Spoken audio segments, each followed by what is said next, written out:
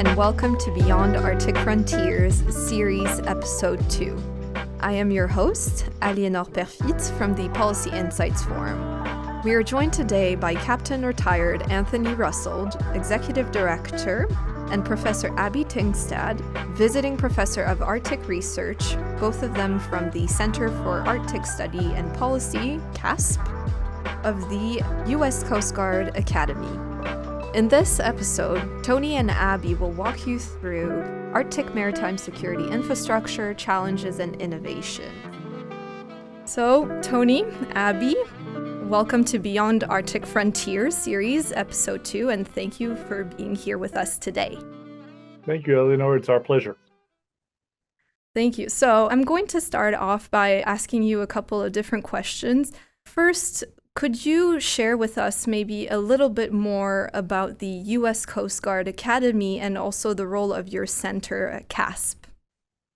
Certainly. So I'll start with a quick overview of the U.S. Coast Guard. We're a unique agency within the U.S. government. We bridge the military, law enforcement, regulatory, and diplomatic roles.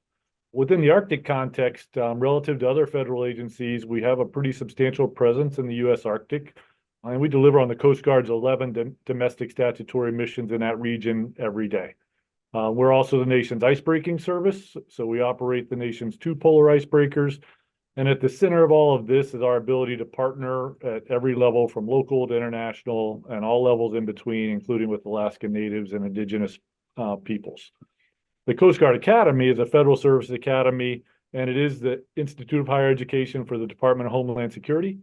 Every year, we graduate approximately 230 new Coast Guard officers into the service. That represents about 50% of the officer corps' accessions every year. And the Center for Arctic Study and Policy is the Coast Guard's one and only internal think tank, focused on the polar region specifically, originally the Arctic, but we now also cover the Antarctic.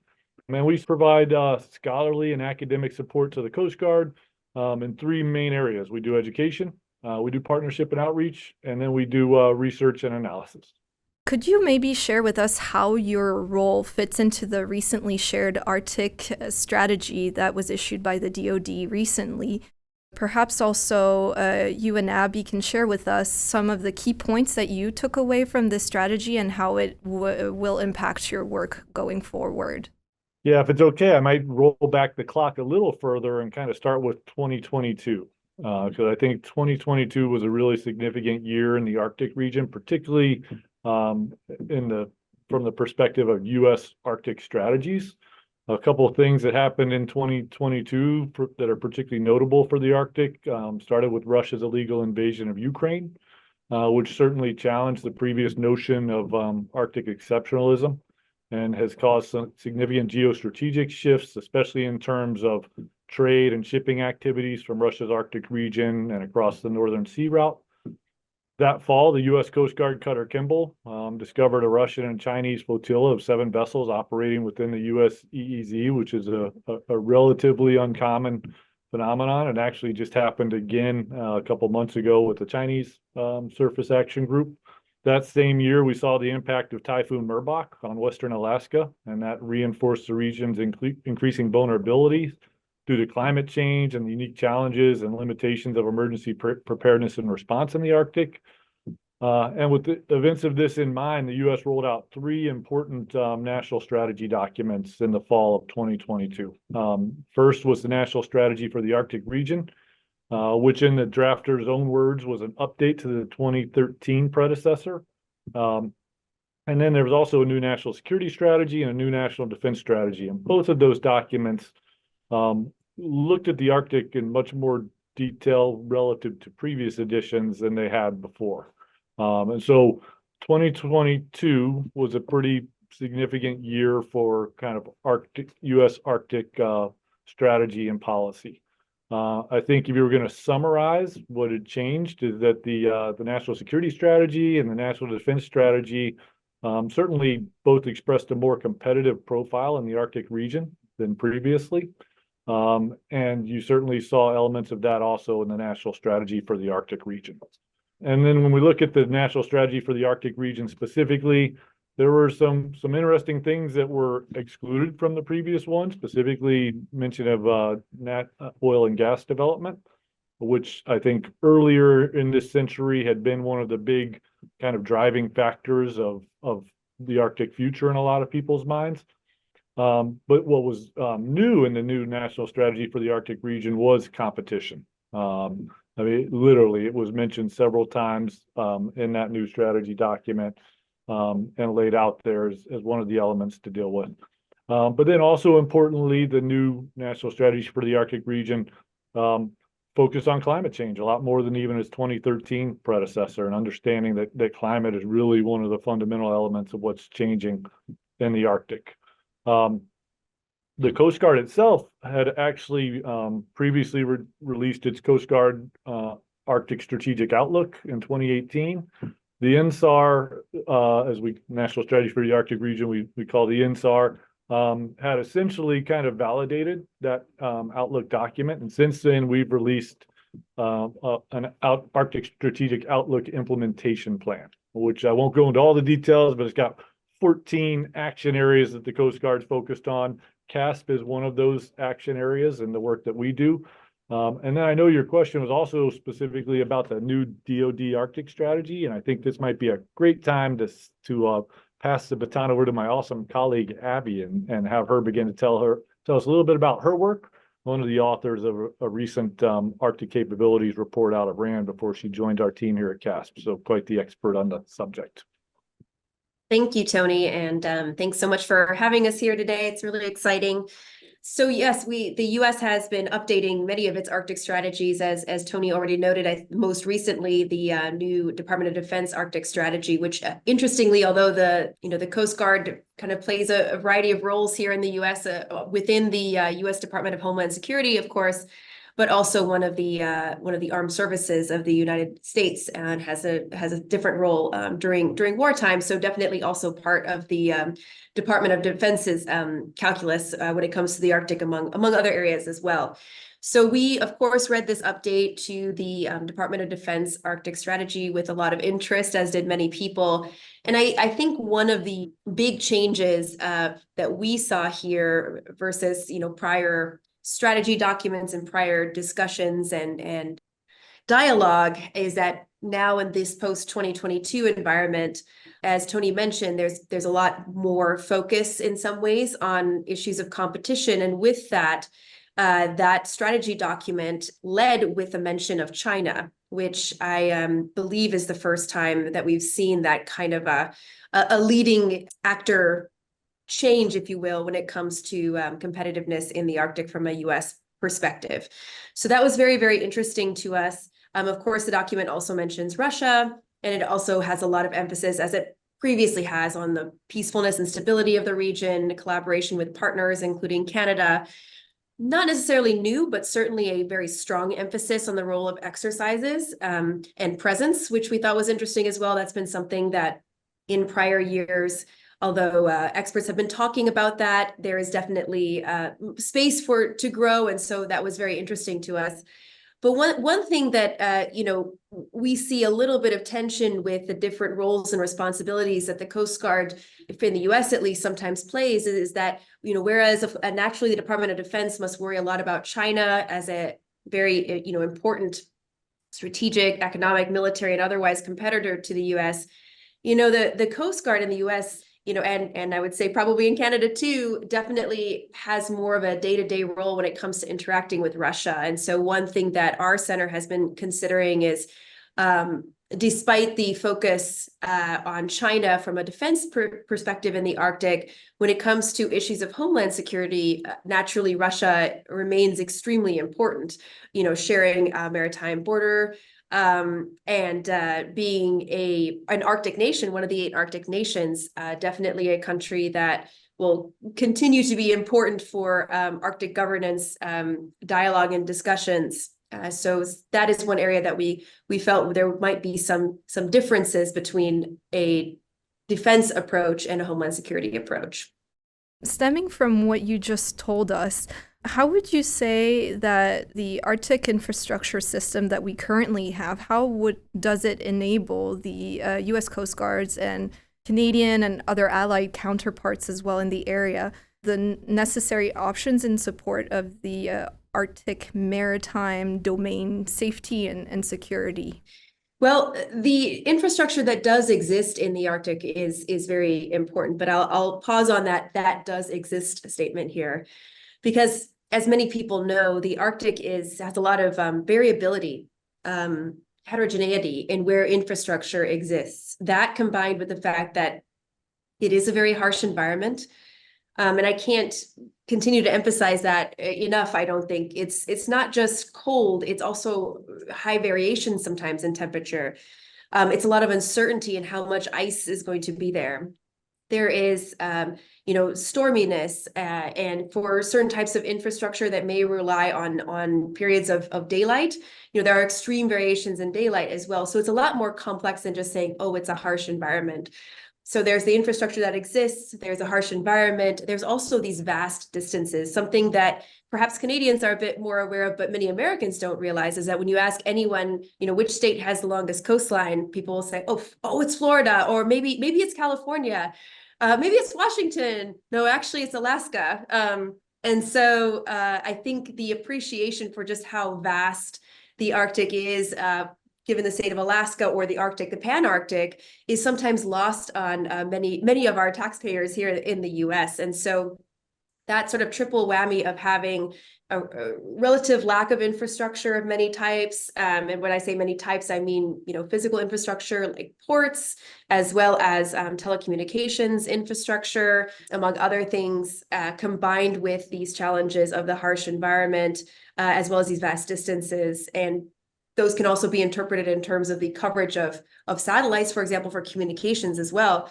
just make things really, really challenging. So you're already starting from a relative disadvantage, if you will, in being able to conduct certain types of missions, such as search and rescue.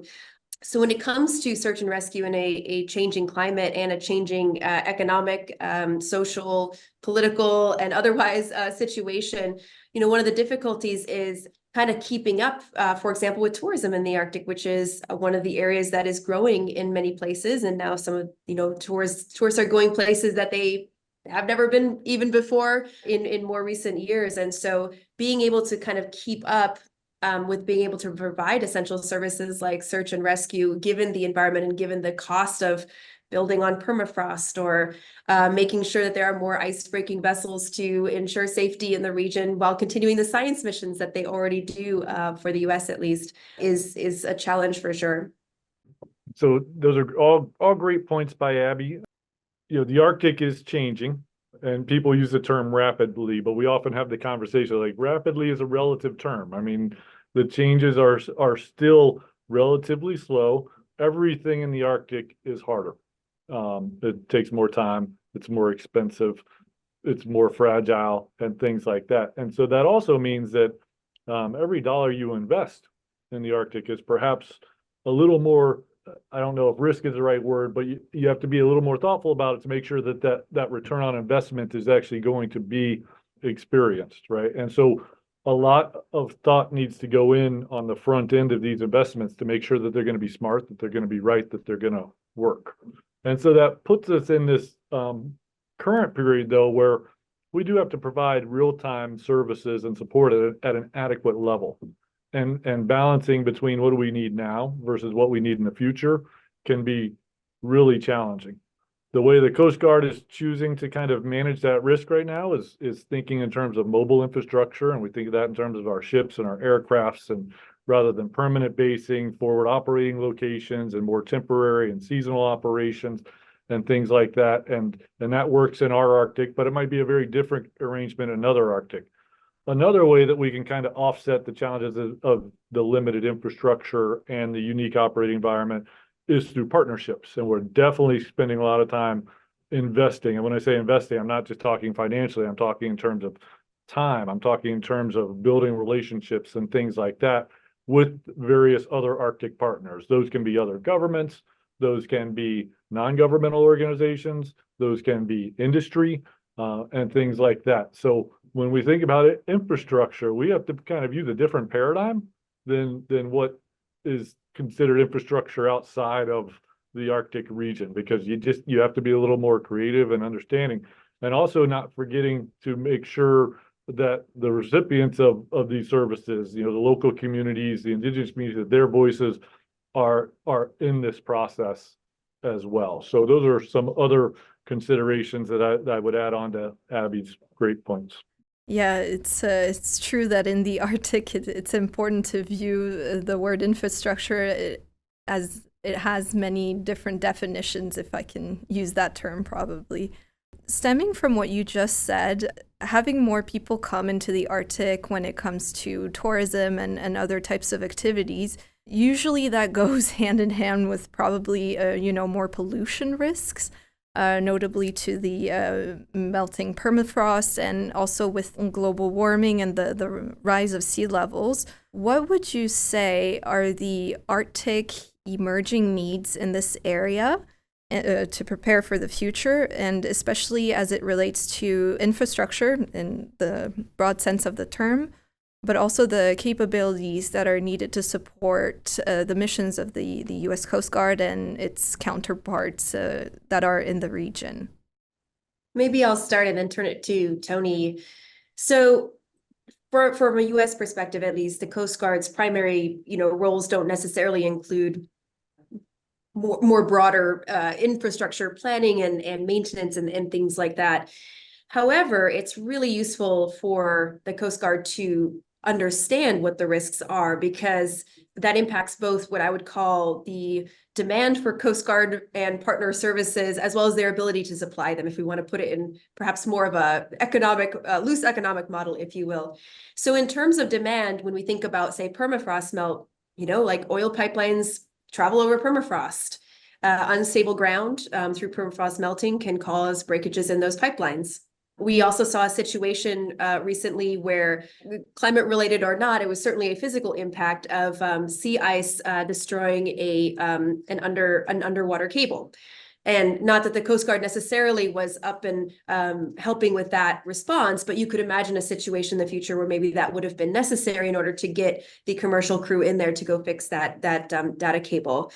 We've seen the destructive effects of, say, Typhoon Merbok on some of the Alaskan communities who were their own first responders for many days. There's definitely an important link between climate and the demand for first responders and emergency responders. And then in terms of ability to supply, if you will, we'll go back to Typhoon Merbok. In some of those Alaskan communities, their resilience mechanisms or their response mechanisms were also destroyed in the process of having that typhoon impact those communities. And so that can also affect the Coast Guard, for example, if there is a few aircraft in a hangar in the Arctic ready to go to help with emergency response, but that hangar gets destroyed, then that certainly is, will impact the ability of a timely response. So there's many ways, I think, to consider the future impacts of climate change and the impacts on the infrastructure. But you point out too that there are emerging activities in the Arctic. And there have always been some tensions ever since, people have lived in the Arctic for different ways of using the land, the oceans, and the coastlines. But as more people from further south become interested in the Arctic, this, of course, impacts local communities and could create a number of new hazards and concerns. And one area where infrastructure comes in this way as well is because sometimes people assume that, okay, if we add a new road, or if we add a port, or if we add a railway, that's going to benefit everyone. It's going to bring the, more economic gain to this region. But what we've seen in the Arctic is that is not necessarily the case in many circumstances. And so it's also been really important to be aware of the fact for whom and for what purpose are certain infrastructure projects being built. We've seen examples of proposed railways in the Nordic, in Norway, actually, in the Nordic countries, that would actually be going through important reindeer herding land. So for the Sami people, that was not actually a constructive use of that land. And we see some controversies in the Arctic of North America, where a company will build a road in order to sustain a mine, but then they allow that road. There's no plan for that road for the future. And so the connectivity that had brought local communities across the land is then broken as a result. And because infrastructure projects require often special maintenance in the harsh Arctic environment, once commercial activities and the money that comes with that is no longer available, that sets an even larger burden then on the local communities in order to decide on, well, how to maintain them and how to also prevent, in some cases, potential spills and other environmental damage that could come as a result of degrading infrastructure. Maybe you could share more about the protection of underwater and coastal infrastructure, and maybe go back to what you were mentioning earlier about the gray zone competition that is occurring. Also, all the different diplomacy aspects that are linked to this as part of broader environmental adaptation and resilience for maritime security operations at large. What would be your thoughts?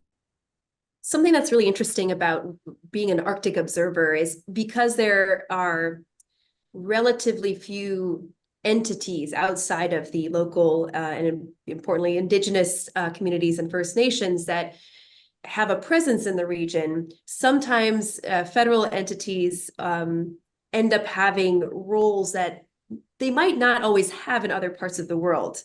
And so some ways in which we have actively seen this, Tony mentioned earlier on, when the Coast Guard cutter Kimball was out, this season, ended up having to observe People's Republic of China naval vessels in the region, providing that presence for security and kind of ensuring that everything was followed, according to the law and interacting with the crew of those vessels. We also see the potential for the U.S. Coast Guard to, in the future, be observers of activities that might even involve the need to protect critical infrastructure on the seabed. This is an area that is a growing one for discussion for a number of reasons. First, I think for whatever reason, finally people have awoken more broadly to the fact that a huge amount of internet traffic occurs because of the undersea cables that the world has. Not that all of them would get snipped at once or something, but because of the extreme reliance of our everyday lives now on the internet, banking, hospitals, all sorts of things, people really awaken to the fact that there are these cables, and some of them are perhaps a little more robust than others, but in the end, they're not exactly what we would call hardened infrastructure. And the fact that there are also important things like natural gas pipelines that run along the bottom. We are also seeing now a growing interest among some nations and some governments to consider undersea mining. We already have, offshore oil and natural gas production. And so there are these economies that are occurring either through or within underneath the seabed. And so being able to protect that infrastructure, there's a growing awareness of it and also a growing need to do that. And one of the challenges, of course, is the undersea is one of those domains that has always seemed a little bit murky to most people because we can't physically see it with our eyes. Many of us can't, I should say. It used to be the domain of the submarines, and that's about it, submarines and science, but now it's increasingly commercialized, or our commercial environment relies on it. And so we need to protect it, but it's also very hard to anticipate or attribute damage to that infrastructure. So there's often a question of, was it something natural? Did someone just make a mistake? Was it even operator error, or was somebody having nefarious intentions of doing something? So there are increasing discussions about how can we anticipate and perhaps head off at the pass, if you will, a potential attack on some undersea infrastructure. Now, all of that in combination, of course, with climate impacts, which of course have a big effect on the coast with sea level rise, increased storminess, and the Arctic melting permafrost, increasing the vulnerability of coastlines, among other things. And so then you have a whole host of potential hazards that you need to worry about. So one of the fun parts of our job, being the special unique think tank at the Coast Guard Academy, residing within the Coast Guard and with all these international partners, is all of these issues that Abbie's done such a great job kind of explaining. We get to find the opportunities to expose our cadets to, and keeping in mind that our cadets are going to graduate into officers, and one of these cadets is potentially the commandant of the Coast Guard in 30 years. And it would be our hope that through these exposures and their early appreciation and hopefully even passion for the Arctic region becomes something that becomes integral to who they are. And they would hopefully lead not just the U.S. Coast Guard, but our international allies and partners into a better future. And so what does that look like in action? Last summer, I got to sail on the Coast Guard Cutter Eagle in the Baltic Sea, and we were visiting Norway and Finland and Sweden. Well, if you're on the subject of gray zone and undersea infrastructure and disruptions, the Baltic has been right at the center of that for a couple years now. And for the cadets to kind of get to see that terrain, for lack of a better term, physically and literally, and then get to have conversations with counterparts when we visit places like Artia and Acre Arctic, and we're hosting receptions on board for diplomats and other experts, that's really valuable. Abbie and I had the pleasure of being participants in a tabletop exercise with the EU NATO think tank, and we were able to take our cadets who were doing an advanced Arctic research project to serve as note takers for that event, right? And they were feeding that knowledge into their own project focused on the new Coast Guard Task Force Arctic, examining what's the future of command and control structures for the United States Coast Guard. And then this summer, being able to send cadets to internships with the new DHS Arctic Center of Expertise at the University of Alaska Anchorage, where they're going up to the North Slope and they're going out with researchers and looking at real world science problems in this changing region. And they're spending time at the Marine Exchange of Alaska and all of their maritime partners, right? Getting the proverbial boots on the ground to be able to see the space and the place and to be able to understand it better, right? Because it is complex, it is important, it's changing. And so Abbie and I get the distinct pleasure of being with that next generation of leaders, the ones who are going to be able to be active in that space and hopefully guide this changing region in positive directions, working with our partners, working with our allies, but then also understanding that not everybody necessarily has the same view, and we need to be prepared to be effective in that space in terms of competition, be it information competition or whatever it may be, and hopefully shape and guide towards a better future for the Arctic. Actually, speaking from you were just saying earlier, bouncing off of that and shaping the next generation of leaders within the Coast Guard, modernization work at large is the U.S. Coast Guard fleet undertaking to ensure that it can continue to handle the extreme and ever-evolving, I want to say, weather conditions of the Arctic and coastline to be resilient and to continue to ensure it's meeting its different mission objectives?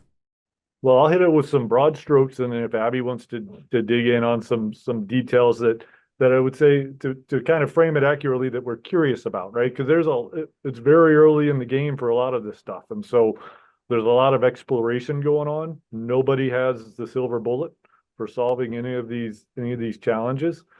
So in the most immediate term, what the Coast Guard is doing, I think the biggest investment would be the Polar Security Cutter, and that's the next class of heavy icebreaker, primarily intended to support the Antarctic operations, but also other polar operations as well. What Abbie and I are particularly interested in our world, because we are a little more forward-looking, is what might be the next class of cutter that comes out of that, and we wonder if there might be some shifting paradigms for kind of the design and employment of that vessel in this kind of changing Arctic space. Because it's important to have icebreakers and be able to get into that thick, heavy ice. But let's be honest, that's not where most of the other marine operators are going to be spending their time. They're more likely to be in these marginalized zones and things like that. And so, the heavy ice breaking capability may not be the most important thing to be able to be where that needs to be, right?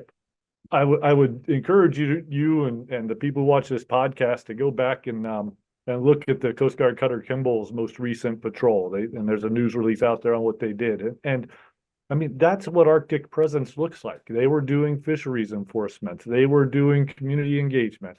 They were doing national security patrols, particularly monitoring other naval activities in the EEZ.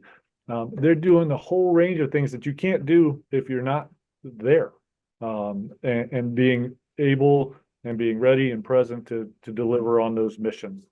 So I'll turn it over to Abbie to kind of talk about, different areas of technology, but I know we certainly are interested in analytics and things like that. And what are the emerging technologies that might be helpful in shaping the Arctic future again, but none of them being the panacea for all of these challenges about the region.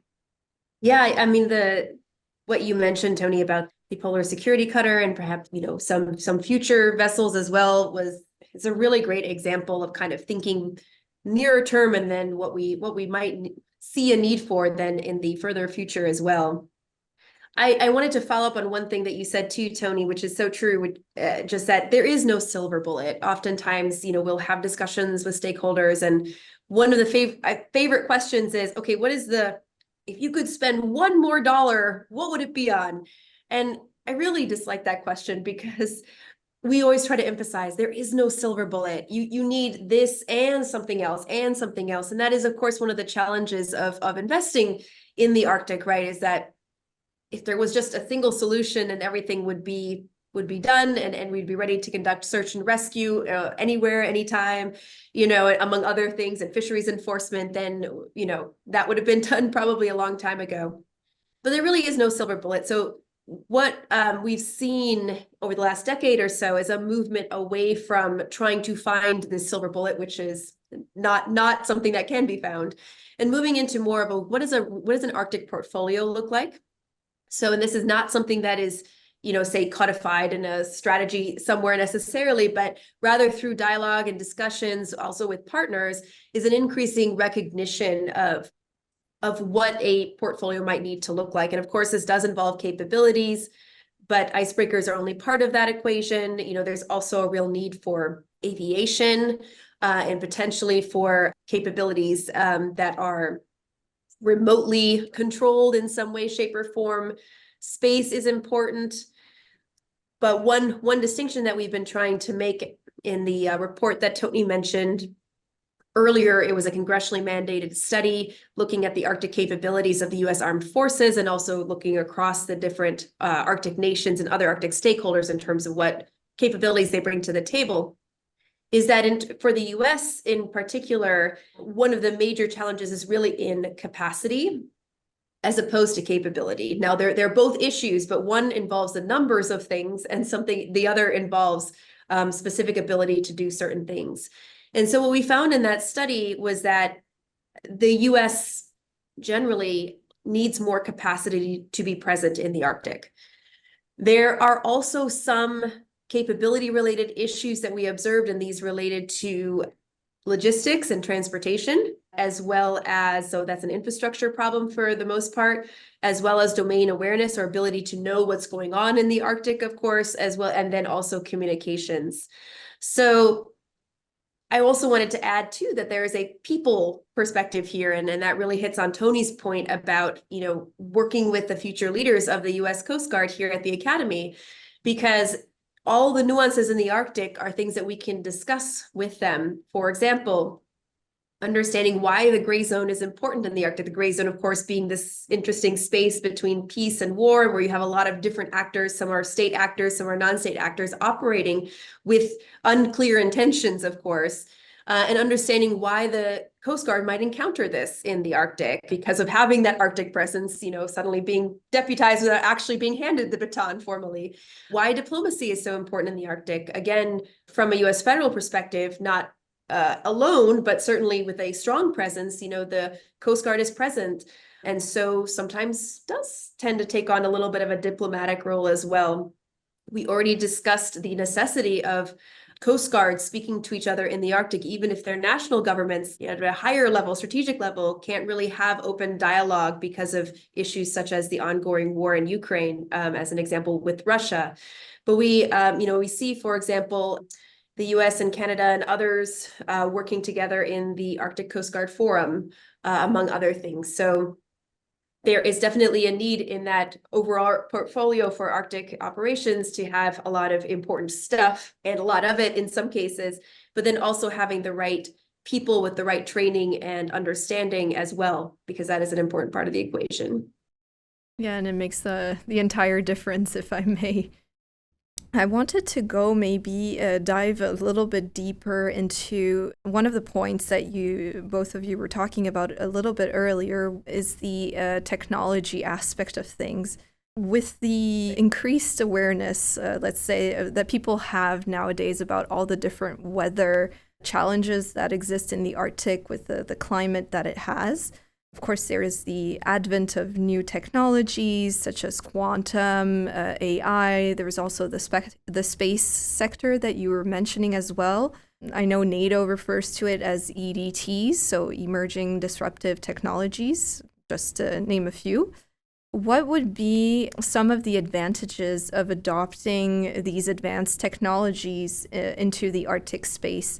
How would it support your mandate, the U.S. Coast Guard's general mandate? And what are some of the limitations that you see that they would have that we as a society would need to be mindful of? That's a big question. Yes. I will take a stab at a sliver of that question. I've been doing Arctic work at least on and off since 2007, 2008. So, not a long time, but a fair amount of time. And the Arctic remains a niche area of interest, but it's a growing niche. And there's more and more people getting involved. And there's also, and I'm referring to experts there, more and more people trying to become Arctic experts. But that also means a lot of interest from non-experts, which the interest is welcome, but it also is sometimes expressed in an oversimplified way that can create misperceptions about what is and is not happening in the Arctic. And the example that comes to mind for us is Abbie and I really don't like the term ice-free Arctic, right? And you'll see headlines pretty regularly about the Arctic is going to be ice-free in 2030 or 2050. And that term is it's not accurate. And in the Coast Guard's business, we could argue it's actually kind of dangerous and misleading because it perhaps encourages behaviors that we would discourage because it is simply not true. Now, is there a strong trend of decreasing ice coverage in the Arctic for certain periods of time?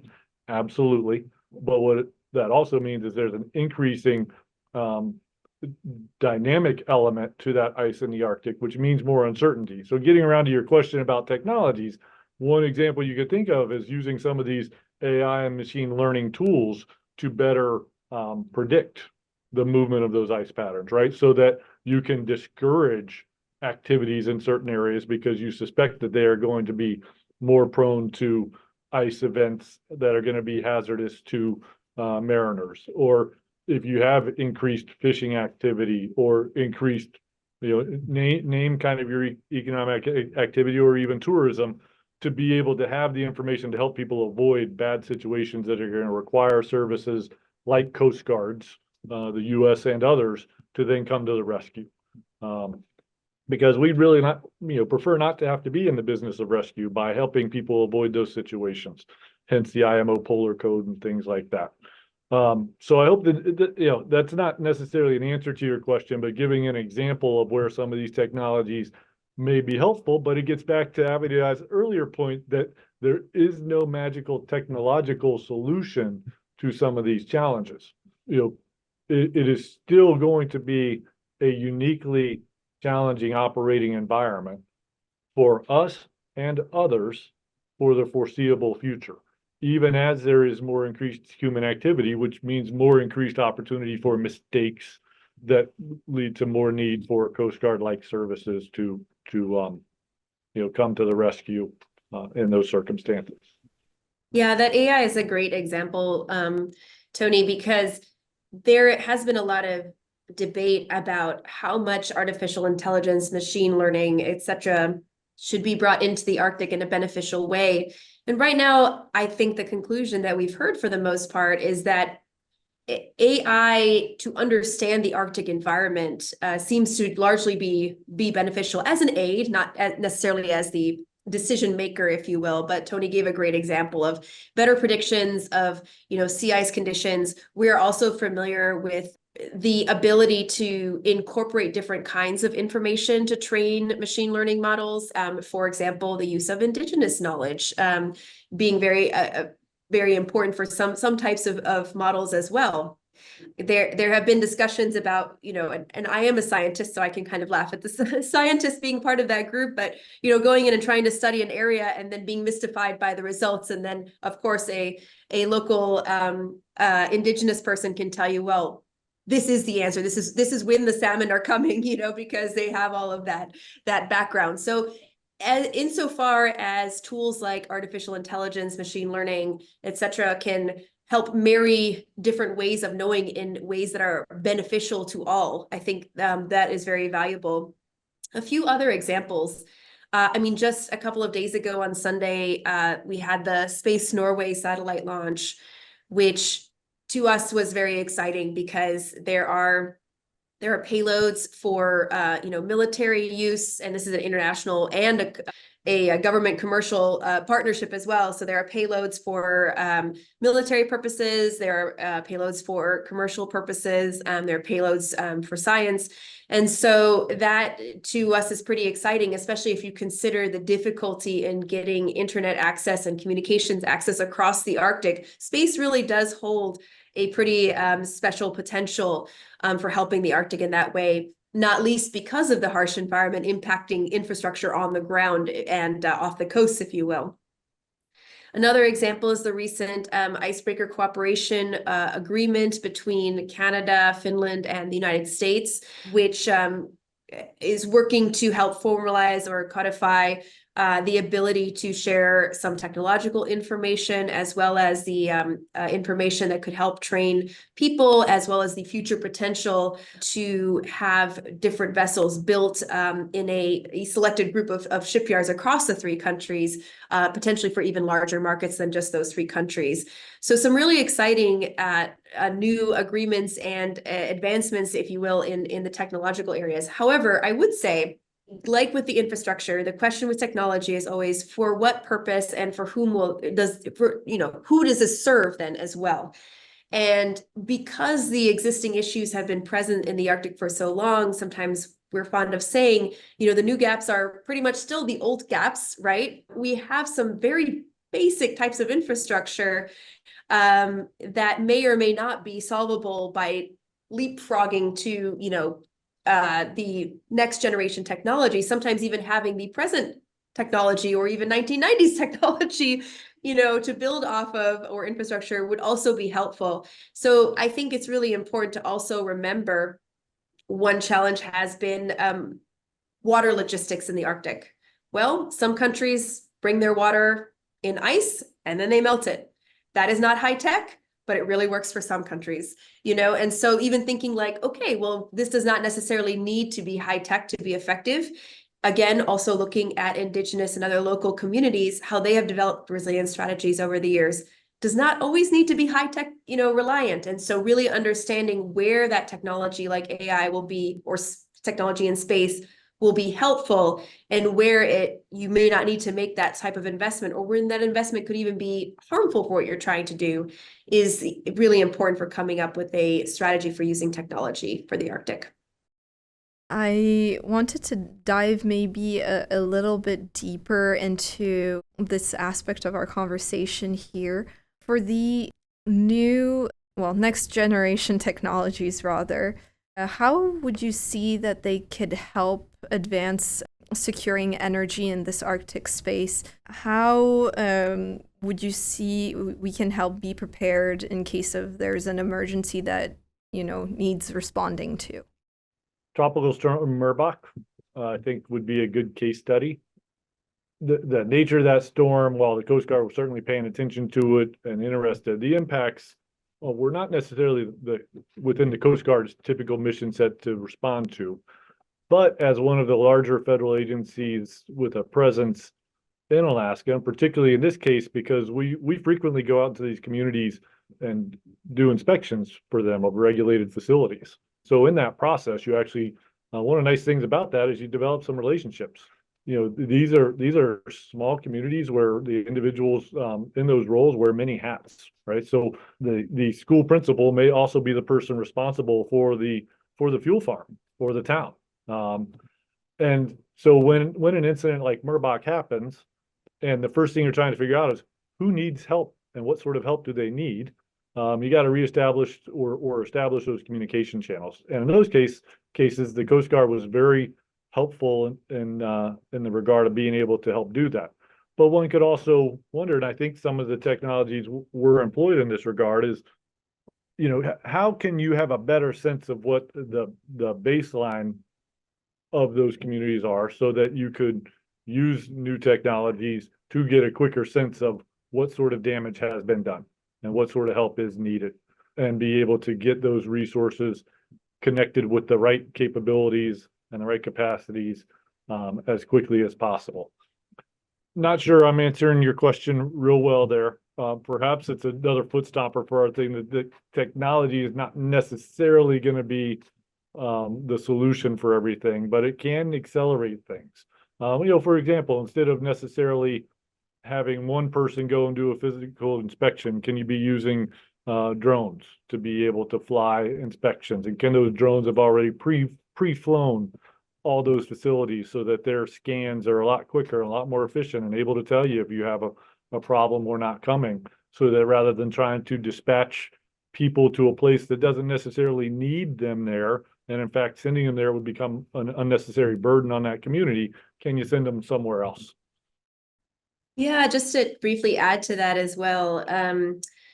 Energy in remote Arctic communities is one of the very toughest nuts to crack, I think, and one of where organizations like the Coast Guard has some concerns, in addition to those that Tony mentioned, is that fundamentally, in order to respond to emergencies and other things, it's important to remember that in large part, everyone is running off of the same system or systems, if you will. So if there is not a, say, robust energy grid, for example, or sources of energy, it is not easy to come in and facilitate perhaps a prolonged, emergency response to something, not to mention the day-to-day that these local remote communities are living in. There's a huge, tremendous number of remote Arctic communities that rely on diesel generators.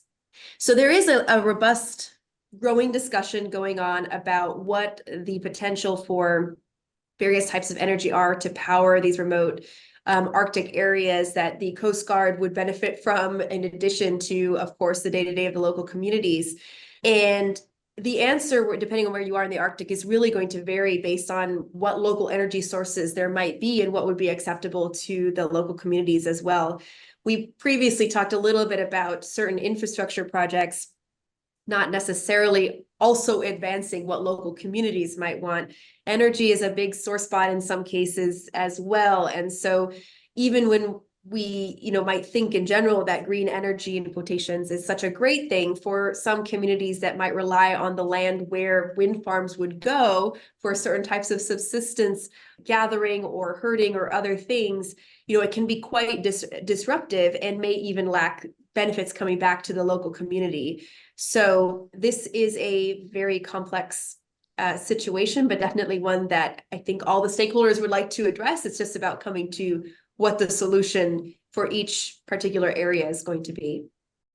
Maybe before we conclude our episode, what would be your parting thoughts that you would want to share with our listeners? So I'm a government major from the academy and spent my time in government. We've been talking a lot about technology today, which is good and important. But I would also say policy and regulation can be innovative as well.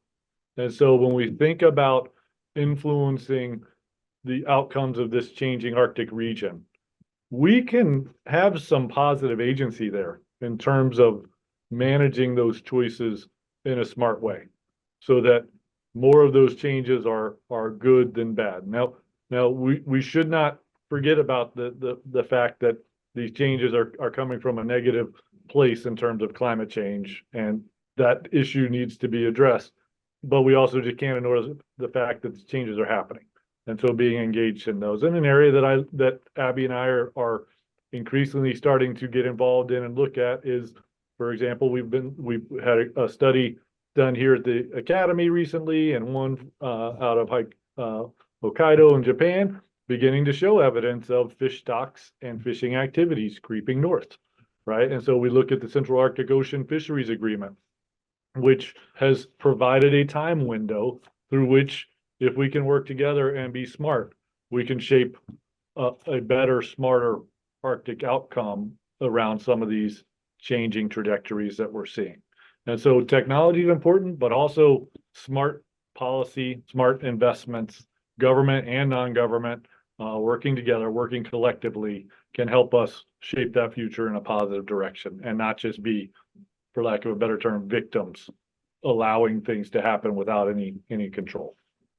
I think it's important to remember that there are a lot of factors that influence the future of the Arctic, both locally on the ground, in terms of, for example, particular cultures, demographics, environments, and things like that. And there are also a lot of factors that influence global interest in the Arctic resources. Tony just mentioned a good one about fish stocks moving north. But there's no single factor that's really determining the future of the Arctic. And in fact, people have a lot of agency, as Tony mentioned, in working towards that future. But understanding the fact that there are so many different pushes and pulls in the Arctic region will help not oversimplify the issues facing the region, but also some of the opportunities that are there for the future. Tony, Abbie, thank you so much for joining us on the podcast. Thank you for the excellent conversation and for sharing your thoughts on Arctic maritime security infrastructure and the different kinds of innovation that are being worked on to overcome the challenges that are faced in this region of the world. Thank you so much for having us. Yeah, the pleasure is ours. Thank you. To our listeners, thank you for joining us for episode 2 of Beyond Arctic Frontiers, brought to you by the Policy Insights Forum. Stay tuned for the upcoming episode 3, which will guide you through a discussion on the future of Arctic shipping and transportation.